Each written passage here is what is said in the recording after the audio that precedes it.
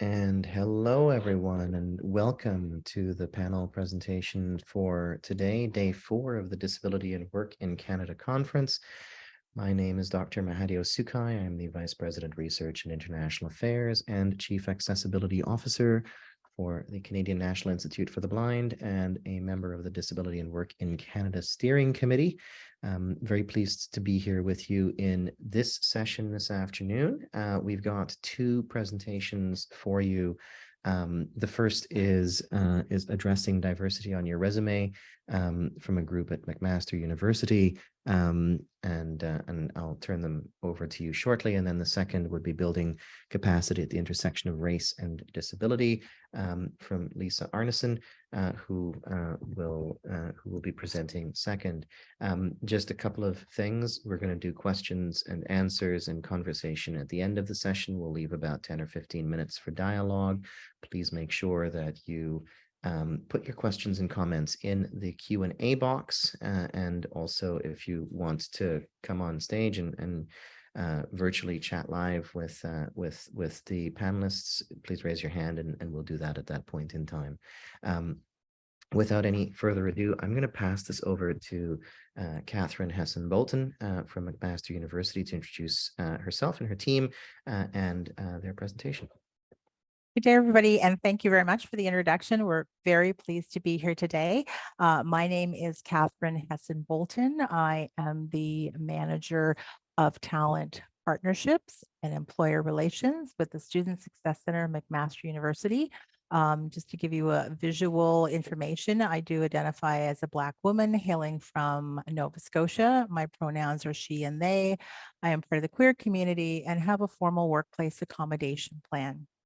And today we're going to be discussing addressing diversity in your resume. Our panel will weave into the conversation our personal intersectionality, professional experiences, and resources.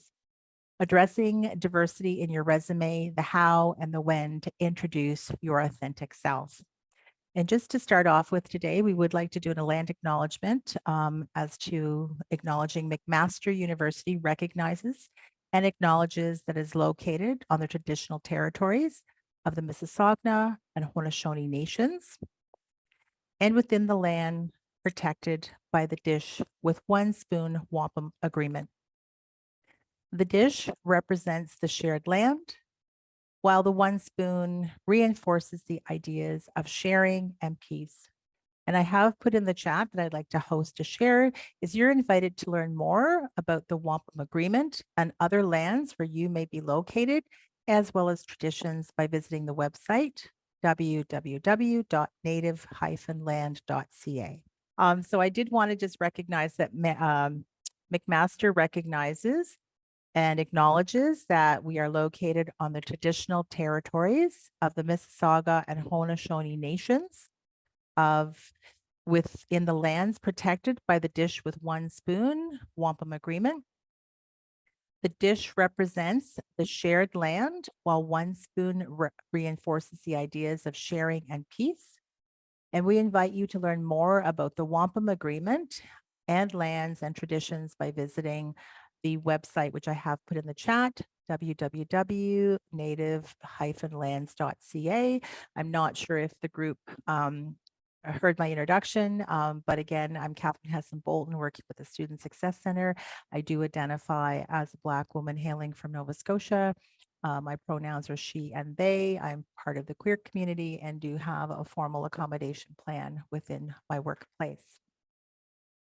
And so with our session today, we really would like to bring out addressing diversity within your resume. You know, this often is an area that comes up with students, and just being mindful of time, I'm going to turn it over to Tanya, and that, like I said, we will be weaving in different things within our presentation. Tanya? Thank you, Katherine, and hello to everybody. Thank you for joining our session. My name is Tanya Kent. I am a career counselor at McMaster University, and I identify as a white woman. I have shoulder length, light brown hair, and I'm wearing a gray jacket with a white t-shirt.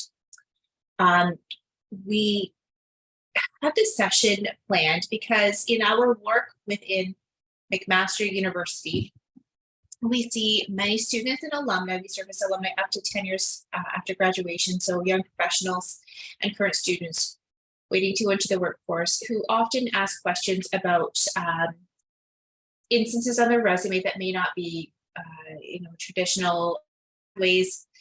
For instance, a common question I get is how to address experiences affiliated with religious or gender identity or disability groups. The concern is that students feel that by including these on their resume is that it raises whether it will negatively affect their application and how it may identify with them as a person.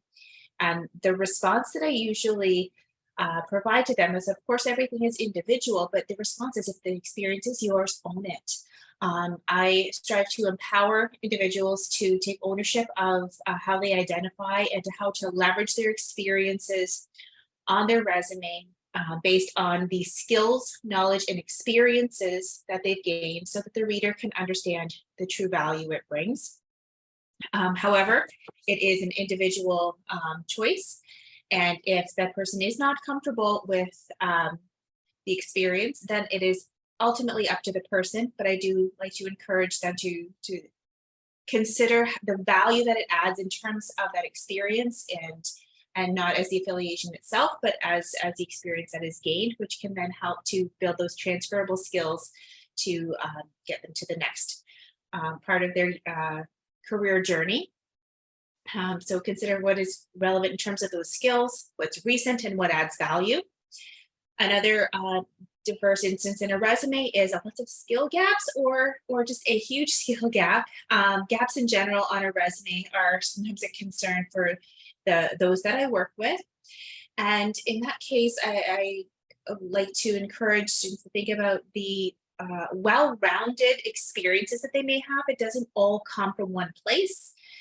Consider, is there extracurricular activities, volunteer or community organizations, self-directed learning.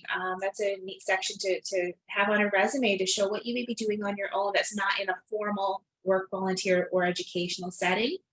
And look for ways to self-fill in the gaps. And of course, there may be times where there really is just a gap because of health and wellness or personal or family circumstances. And that's okay too. That's where the cover letter can address it. We don't take over cover letters with entire explanations, but there are ways and methods to do that. And what we have found in our work with students, and I did share with the conference organizers some of our success stories and stats and testimonials in a short slide deck to show that the work that we're doing is it's qualitative in that we have success stories of placements that we've had of helping our students and alumni overcome barriers to employment based on their equity deserving diversity populations. So I believe it was out of this presentation, and we'll leave it for you to read in our slide deck that is shared on the conference website. And with that, I will turn it over to Paige. Well, thanks, Tanya. I can build on a little bit of what you said, I think. So just as a visual, I am a white woman with oversized glasses and sort of an ombre green hair. It's pretty fancy. People like it. I like it. Anyway, I'm going to briefly speak about my experiences intersectionally as a trans woman with a disability, but also as someone who has perspective as both a job seeker and an employer. In my capacity as an employer or as a member of a hiring committee, I reviewed resumes and hired for positions in accessibility services here at McMaster University.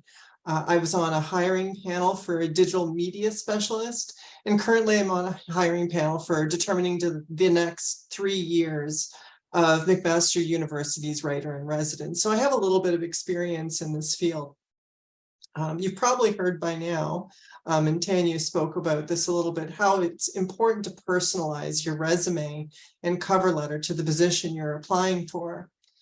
And I know it can be a pain to alter your resume for, say, 10 submissions that you might make, but trust me, I can tell the difference between a personalized resume and especially a cover letter compared to a generic one. And I'm sure you can guess which one I'll take more seriously. If you have a lot of experience, make sure you pick what to include. For example, if I'm seeking a position in a large industry like a university or a corporate environment such as Google, they probably would be interested to hear about my experience as a team leader, or that I have grant writing experiences, but I assure you they're probably not interested in the gas station job I had when I was 16. In fact, including something like that might make others, and certainly would make me, curious why you included it. And as an employer, I might think, does this candidate have relevant experience, or are they just trying to pad their resume? Or worse, they might think, maybe this person just isn't paying attention to detail. And so you have to be very conscious about what you put on there. When hiring committees are involved, it's common that we're filtering through and reading dozens, if not hundreds, of resumes and cover letters when we look to fill a new employee position. Your goal here is to land an interview, and you don't want to disqualify yourself before you get that. If you can make it to the interview stage, you're effectively on a short list, and the hiring committee member who selected you to be there will want you to succeed. And if you don't have a lot of experience or no work experience at all, you do need to include what you have. However, personalization does play a big part here as well, because you need to indicate why you thoughtfully included that item. Maybe all you've done is work at a gas station before, or volunteered at a summer camp. You need to critically consider what skills you're transferring from that position to this new one. At the gas station, you might say that you maintained a detailed inventory ledger and optimized profits, or you might act as a local camp leader and pioneered a young adult writing workshop. It's how you leverage those skills that'll make for a good transition to a CV or a resume.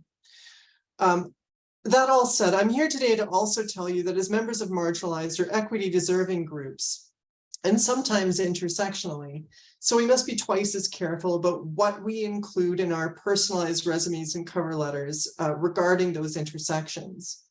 When I was hiring for a transcription assistant here in Accessibility Services, for example, one of the more important things I wanted to know was, what experience do these people have around other people who have disabilities? I wanted to know this because having someone who either has a disability or has experience with people with disabilities wouldn't make the users of our queer-friendly, accessible text space uncomfortable. So going back to the resume with little to no experience, what if the camp you worked at were a disability camp, where the campers and counselors all had disabilities? Or maybe it was a 2S LGBTQIA+ camp. You might be tempted to include that on your resume, and in my case, you would win major points.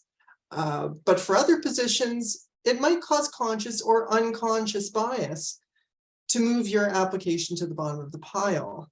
We have to also be conscious of that. And note that I'm not suggesting that you hide or even deny that you are part of any of these equity deserving groups, only that you must carefully consider the company and position you're applying for, and that sometimes it's best to not immediately offer this information. There are absolutely some occasions, such as working in an openly disability-centered industry, when you want to make this as clear as possible that you have extensive experience. Just as the same, you might want to specifically say that you worked at a rainbow camp, if you want to work in an industry that is either specifically seeking queer employees or is in a pride focus industry itself. Unfortunately, our colleague Bay is kind of an expert in this field on what to include and what not to. Unfortunately, they weren't able to join us today.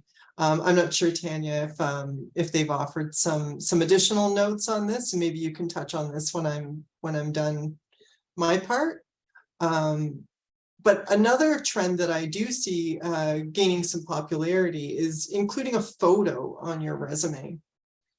In short, I would suggest not including a photo with a resume or cover letter, even if the job description asks for one, and even if you're cute. Some large companies may reject a resume that includes a picture out of fear that that would inspire unconscious bias. HR departments are very aware of unconscious bias in the hiring process, and a picture makes avoiding bias very difficult. So on that basis, I would not risk it. You'll often notice on a professional resume template, there may be a space for a photo, or including a photo might even be a step for completing an application on some popular online submission forms, such as SmartR. Again, I would suggest leaving that blank or removing the photo portion. Some of you might think, well, what if the job I'm applying for, I want them to see that I'm disabled, or you might want them to see you're a fun green-haired trans woman. Sometimes you might apply for a job that is specifically looking for employees with disabilities or inclusion in the Pride community. For these, I'd advise you to reflect that inclusion in your resume, your volunteerism, or simply by including your LinkedIn or other social media addresses in the contact area of your resume. Trust me, if your employer is sufficiently interested in you, they will look you up. They'll look up your social media, both to confirm who you are and say who you are, but also sometimes to see if you're the right fit. So I think I'll leave with that thought. Perhaps it's a good idea to look at your public social media platforms and how they appear to employers. So some of you might want to edit the visibility you show there, or delete those incriminating posts. I think I'm probably about to time now, so I'll pass it back. And that's a great segue when you talk about how employers may be researching your social media. And as you're moving forward, that's a really important piece of researching employers. And oftentimes when you have those gaps, you're trying to address your own intersectionality. The more you research an employer, such as looking at their website, but looking at their annual report, reviewing what types of reports and how they're engaging with the community. More and more employers are starting to bring equity, inclusion, diversity, and accessibility to the forefront of their recruitment. But those of us with that lived experience, we've seen those statements, and often we hear from students and alumni, am I really going to be included? Are they really going to value who I am as a person? You can open the door, I can walk in, but I still may not feel welcomed and included. So by researching the employer, there's many times that maybe you do need that support, that you have large gaps within your resume. That's where you can reach out to the various employment services in the different communities, and that they can support you. In my role as the Diversity Employment Coordinator, I'm connecting with on and off-campus employers. And one thing that I do is I operate from an employment outcomes professional model, which is a training model around supporting individuals with barriers to employment. And it's really about talking to the employer, what are their needs? And from there, I bring that information to candidates on how they can structure their resume and bringing out, those transferable skills that we've touched on. So I think a really important piece is researching the employers more and more. More employers are hosting community events, so you can get to know who they are before you apply, and looking at different supports within your community that have very specific supports relating to recruitment, meeting with employers, helping with placements, and once you're in a job, retention supports. And that's another piece that we offer through our career access professional services. It's not just about placing you, it's supporting you as you go through your career.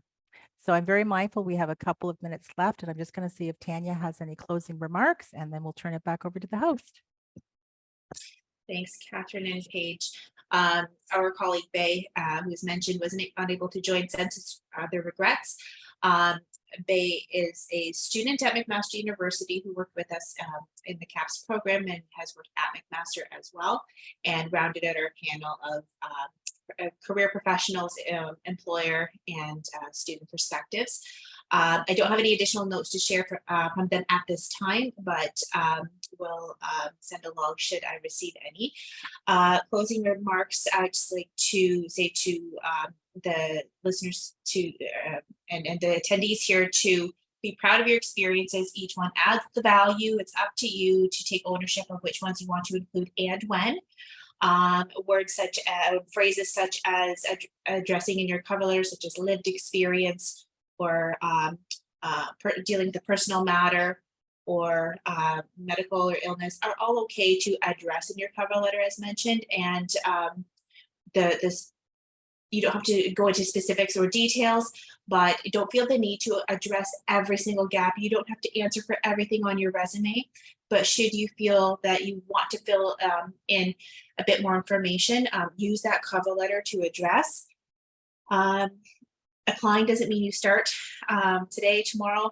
Applying just means you're putting your application for consideration.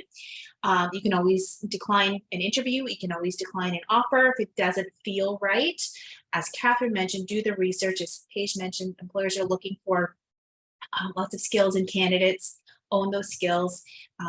Empower yourself with the application. Let the application go to the employer for consideration.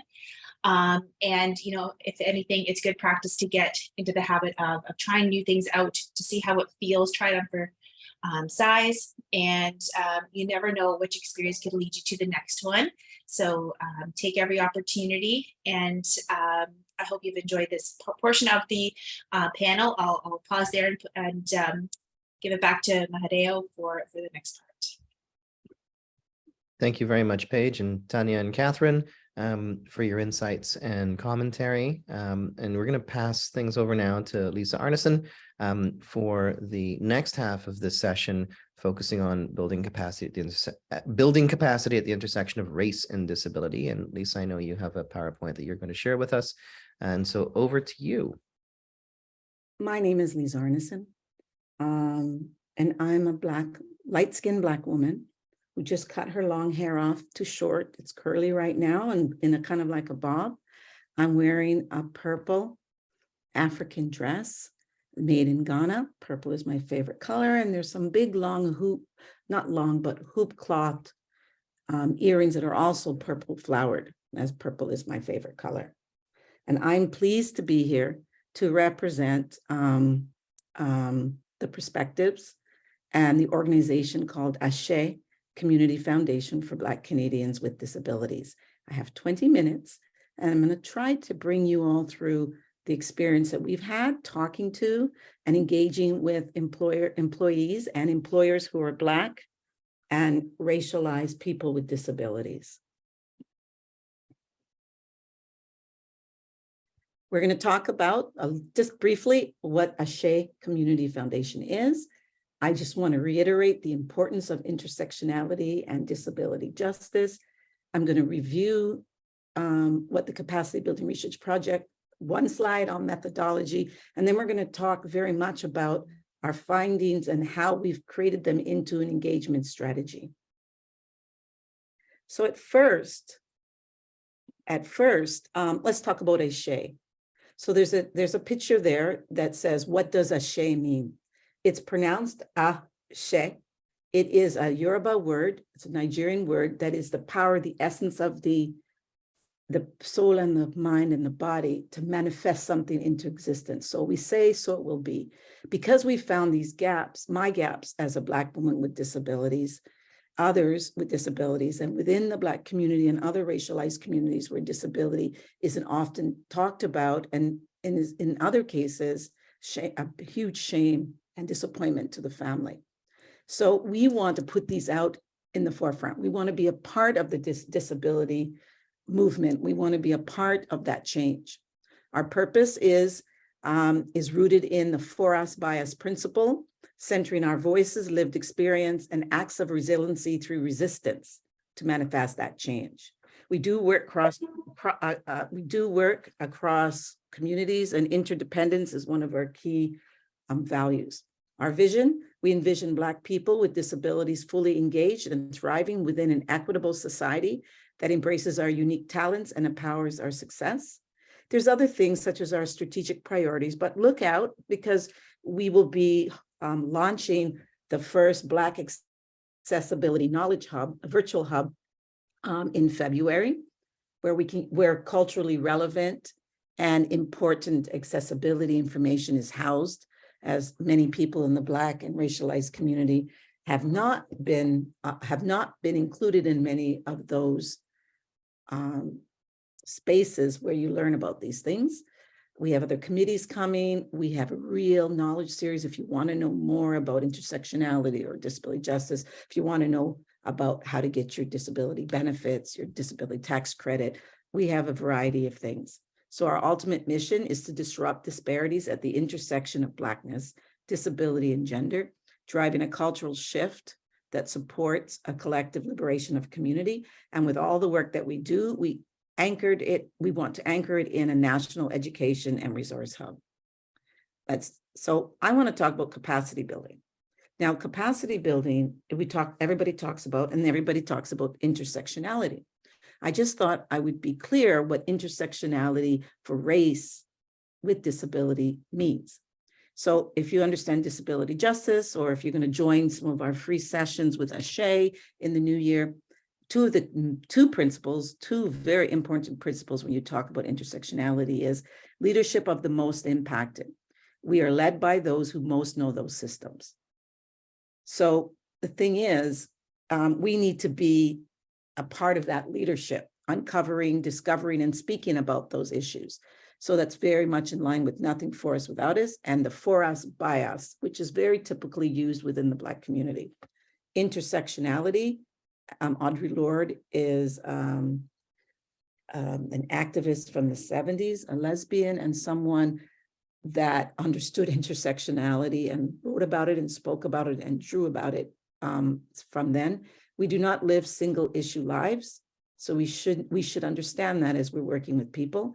We believe our definition of intersectionality is ableism coupled with white supremacy, supported by capitalism, underscored by heteropatriarchy, has rendered the vast majority of the world who are racialized, Indigenous, or Black invalid. I brought this up as it is the end of our capacity building project, one of our strategies, but I think it's a good place to start. So if you look at the quote, this is the first time I have been in a space focused on sharing my experience as a Black person with disability at our first town hall, Voices of Blackness and Disability. And when I come to that, that's how we start to talk about how ASHA came about. We did an intersection of Blackness and disability overview and a call to action. We do many opportunities for consultations or to engage. We know our own anecdotal evidence and our own lived experience. We've had and continue to have conversations with Black and Indigenous and racialized people, looking at that lived experience. We've done literacy reviews, StatsCan reports, and spoke to many experts. And we're able to come together with Employment and Social Development Canada to partner on doing a capacity building research project, specifically to look at race and disability. We looked at Black communities in the diaspora, racialized communities, ethnocultural communities, refugee and immigrant communities, and disability communities across all provinces and territories. Our methodology was a scan. So we went and actually searched for each organization and did little audits on each. And based on a wild search, this search, we also targeted programs that were for Black. We use Black racialized people with disability. That's what BRPD means. But we decided to prioritize looking and finding Black and racialized people with disability led and serving organizations that worked on disability. We had a complete outreach initiative, an education initiative. We did a survey. We did an extensive survey, actually, a one-on-one interviews and focus groups. We did a complete research analysis, and then the engagement strategy, which I'm going to talk about. And one of the notes I want you to know is this whole committee was entirely led by Black people with disabilities and racialized people with disabilities, with a commitment to engaging and training youth research assistants and research analysts. Sorry for the spelling. We want to create a pipeline of employment and research opportunities where they have gaps, like was said earlier on their resumes. Some of the key findings, the majority, when we talk about organizations, the majority of the mainstream disability organizations that support persons with disability didn't have intersectional programming, didn't have a statement or equity initiative on hiring, retaining, or promoting this group, or particularly even persons with disabilities. There are a few hired persons, Black people or Black and racialized people with disabilities in low paying and precarious junior positions that we found running those programs if they had them. The majority of Black and racialized organizations did not have disability programs, policies, or approaches to their work, but they are culturally relevant. Black racialized organizations were primarily volunteers, grassroots, or smaller nonprofits led by Black and racialized people with disability, because they were responding to the gap in this idea of intersectionality and culturally responsive programs. It's also based on the experiences of anti-Black racism, ableism, and gender-based violence that is often untalked or negated experiences within the broader communities and within our racialized and Black communities. Black racialized people with disability organizations, that means executives, boards, managers, and staff, and their employees who are in those categories are underfunded and are typically operated as an extra project aside of their desk. So this is, we call that emotional labor, but it's more than that. We end up with the equity initiatives because we happen to be that equity person that is in that category. Many of the individuals working in these new and temp programs are primarily Black, Indigenous, and racialized people with disabilities, primarily underemployed. They are post-secondary educated and are continuing to volunteer and work multiple contracts and part-time positions. So there's an issue that we discovered between the transition from education, whether it's high school, college, university, or even apprentice work, and challenges and barriers. Persons with these lived experiences do occupy precarious, contract-based, non-managerial, not on board of directors, and should be without critical health and dental benefits, which is key to persons with disabilities. So this is what, after all of that, we were informed by all kinds of voices. These were the areas that we presented to the government, which were areas that were needed for Black and racialized people with disabilities, either leading or working within these organizations, or to be a bigger part of the work and work environment. The first is mentorship, leadership, and development. What I need genuine mentorship, just straight down genuine mentorship. As a person, I'm tired of hearing, you should do this, you should do that from someone who's an able-bodied Black person. And then I'm tired of hearing, you should do this from a non-racialized person. I can do that, but you're not seeing all the barriers. So this was a constant theme for this population in the world of work. And I would love everybody to reflect on that, because it really lays out some of the strategies that we presented to the government and we're presenting to you today. There needs to be a very intentional and specific professional development model geared towards those unique experiences and not just an add-on to programs. There needs to be more of a mentorship network or program specifically that understands navigating anti-Black racism and the intersectionality of all of it within the Black, racialized, and mainstream communities. And one of the major things would be the thing I'll be most concentrating on this year is equitable pay and compensation. And what we mean by equitable pay, we already know that if we look at stats, that women make 72% of what men make. If you keep going down the line, we know that persons of color or Black people Black women make 62%. If we go further, immigrant women make 54%. We know that persons with disabilities make significantly less than persons who do not identify as having a disability or need an accommodation.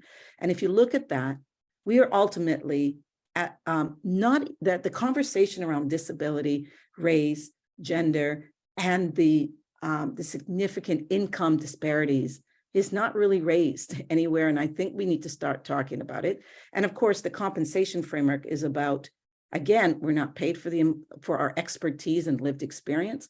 We are not paid for the emotional labor that we carry into every job and the extra work that we're asked to do and the extra burden.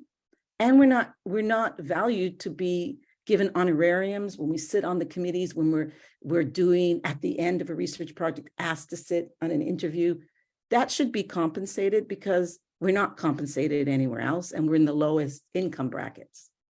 Number two, we're not on the radar and we don't have keys to the club. And that again is about these national committees, this awesome conference that we're on. It's about taking a look at yourself and expanding the representation of Black and racialized people with disabilities and forming new partners, increase social capital of them, and focused organizations. So work very closely with them to build them and include them from the beginning, rather than asking them just to send you a few people for your conference or something. Facilitate the professional development of them.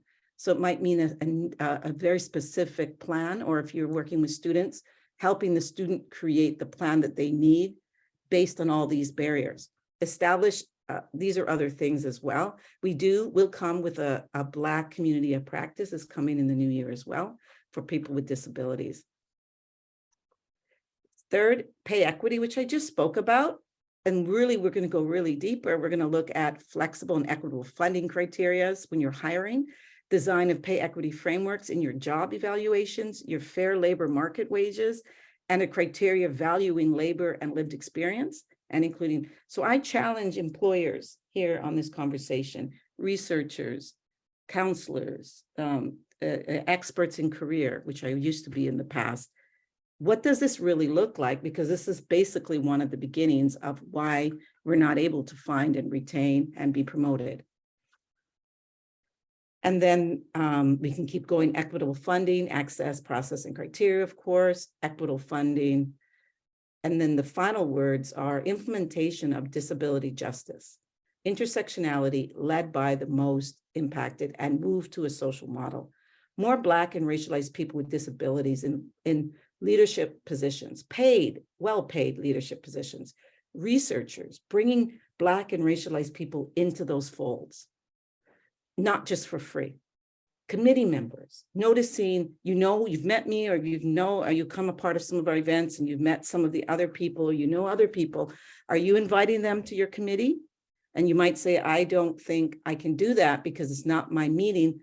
As an ally, you absolutely can. So this is what we need. Further prioritization of the voices of Black and racialized people with disability dialogue and research within it from the beginning, and partnership and collaborative work with Indigenous peoples and leaders with disabilities. This is who I am. This is who we are. And as we come to understand who I am in this work, I have lived with a disability since I was a young girl. And I asked for my first accommodation when I was 47 years old. I come to this work as an administrator at the University of Toronto on leave for disability. I come to this work as an sessional instructor at Ontario Tech on leave because of the disability. I come to you as a person that has experienced anti-Black racism her entire life. And when you receive that anti-Black racism is across the board, whether they're racialized people or not, it's a very unique experience, and the experience that my people and Indigenous people in Canada have experienced, colonial, colonizing, and continual neo-colonialization of our people. I want to give thanks for this opportunity to speak to everyone. Katherine did a really good job and wonderful acknowledgement, and I am a part of the greater GT as well, but I also want to acknowledge that I am a settler. I'm a settler as part of me, and if you see the Arneson name, some of you may not see me, you'll say, well, that's an Icelandic name. It absolutely is, because a great-grandfather is Icelandic, and then everybody else is Jamaican, and ultimately from Africa through, and have experienced the transatlantic slave trade and the intergenerational trauma that is a part of that.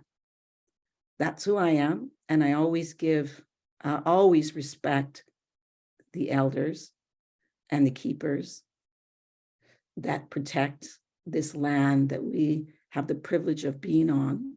And I also honor and respect those ancestors of mine that survived through the transatlantic slave trade and on themselves be settlers on this land, but at the same time, also understanding the complexity of colonialism. Thank you very much. Lisa, thank you very much for your presentation and your reflections. Certainly, there was some really good nuggets in there to pull out for the audience. And one thing that certainly resonates for me, given my role at CNIB, is one of the things that you said with respect to disability organizations and their engagement with issues of race and culture and equity, and then also organizations that focus on race and culture and equity and their focus on disability, and how those two things don't always mesh in people's minds, which is very interesting and not necessarily the right way to think about things, but it is the way in the sector today. So very interesting reflections. Thank you very much, Lisa.